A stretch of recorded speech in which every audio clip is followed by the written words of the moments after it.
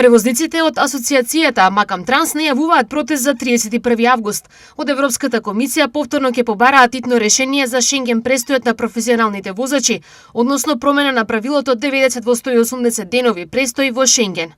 Најавениот протест ќе се одржи пред мисијата на Европска унија со цел да доставиме барање за надминување на проблемот кој што почнува се повеќе да се заоштрува во изменувањето на летниве горештини.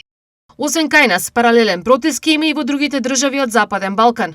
Во исто време, значи во 12 часот ќе започне протестот во Белград, во Сараево и во Подгорица. Овој протест е пред одржување на состанокот во Брисел на работната група кој треба да се одржи на 1 септември годинава. Што доколку не се донесе решение кој транспортерите го очекуваат и дали повторно ќе се блокираат граничните премини. Сега во моментот собираме и анализираме, значи сите 4 држави, што значи тоа, колку ќе има поддршка од превозниците, бидејќи не е така едноставно да се направи толку голема блокада, што значи за ако дојде до тоа, веќе ќе мораме да направиме многу поголеми стратегии. А што ќе биде и како ќе биде, навистина сега во овој момент не можам да кажам.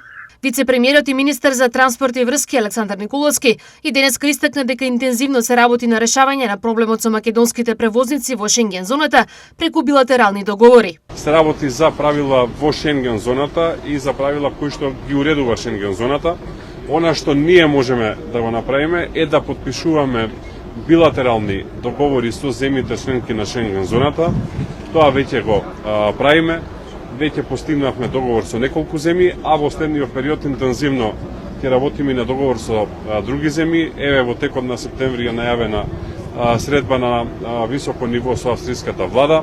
Во текот на октомври е најавена средба со словенечката влада, така што ние не застануваме и продолжуваме да работиме на билатерални договори со сите земји кои што се расположени. За таа работа гледаме генерално да ги покриеме рутите каде што македонските транспортери најчесто одат. Покрај предстојните договори со Австрија и Словенија, Николовски додаде дека досега е постигнат договор со Швајцарија, Хрватска и Романија.